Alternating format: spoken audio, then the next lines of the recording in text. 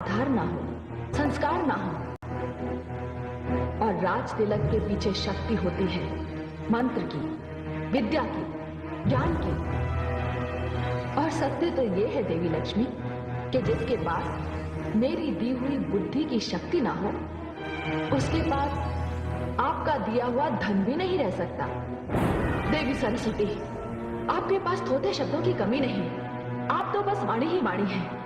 मंत्र बन जाता है तो उसमें दिव्यता आ जाती है। वाणी का जब विद्या से मेल होता है तब वो कंठ की शोभा बन जाती है और संसार उसे सुनने के लिए व्याकुल हो उठता है। मेरे आने से उदास वातावरण आनंदमय हो जाता है।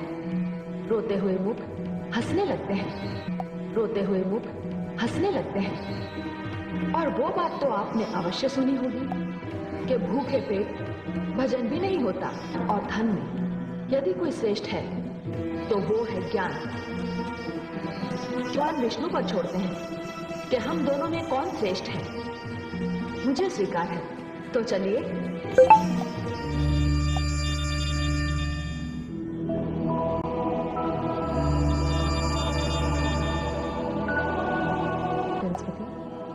प्रणाम। अरे देवी गंगा तो पहले से ही यहाँ उपस्थित है।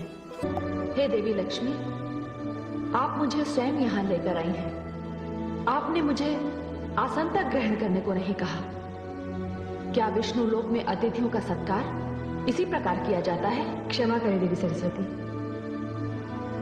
देवी लक्ष्मी तो श्री नारायण के हृदय में निवास करती है और मुझे अपने चरणों में रहने का अधिकार स्वयं श्रीहरि विष्णु ने ही दिया है। तो आप मुझे यहाँ लाई क्यों? अब तो ये बात मुझे स्वयं श्री हरि से पूछनी पड़ेगी कि यहाँ मेरा स्थान कहाँ है। किंतु इस समय ये संभव नहीं है देवी सरस्वती। वे योग निद्रा में हैं। मैं उन्हें जगाऊंगी और मैं आपको इसकी अनुमति नहीं दूंगी। आप घोर अपमान कर रही हैं मेरे देवी लक्ष्मी। यही तो कह रही है देवी गंगा, मैं जानती हूँ कि आप इनकी हाँ में हाँ क्यों मिला रही हैं। मैं ये भी भली भांति जानती हूँ कि वो कौन है जो मेरे विरुद्ध आपके कान भरता रहता है। देवी सरस्वती का संकेत मेरी ओर है। इन्हें संदेह है कि इन्हें चढ़ाने के लिए मैं आपको उकसाती हूँ। संदेह? ये बात मैं भली भांति जानती हूँ कि आप भगवान श्री विष्णु के चरणों में स्थान पाने के लिए सदैव ही व्याकुल रहती है। किंतु नीलकमल ने ये स्थान स्वयं मुझे दिया है और आप देवी लक्ष्मी से व्यर्थ रुष्ट हो रही है। गंगा सत्य कह रही है देवी सरस्वती। हाँ, गंगा तो सत्य ही कहेगी ना। मैं आप दोनों के षड्यंत्र को, इस अभिनय को भली भांति जानती हूँ।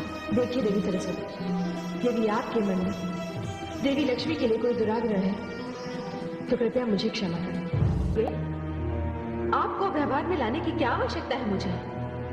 मैं स्वयं इतनी सक्षम हूँ कि अपने ज्ञान से, अपनी बुद्धि से, अपनी योग्यता से एक दिन श्री हरि के चरणों में ही नहीं, हृदय में स्थान प्राप्त कर लूं। वो दिन कभी नहीं आएगा। उनके हृदय में मेरा निवास है। तो आप मुझे चुनौती दे रही है देवी लक्ष्मी। देखिए देवी सरस्वती, आपका विवाद देवी गंगा से आरंभ हुआ और अब आपने अपने क्रोध का लक्ष्य मुझे बना लिया।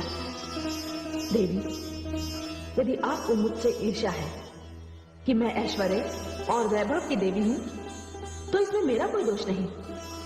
यह स्वयं आदि शक्ति परमेश्वरी ने दिया है।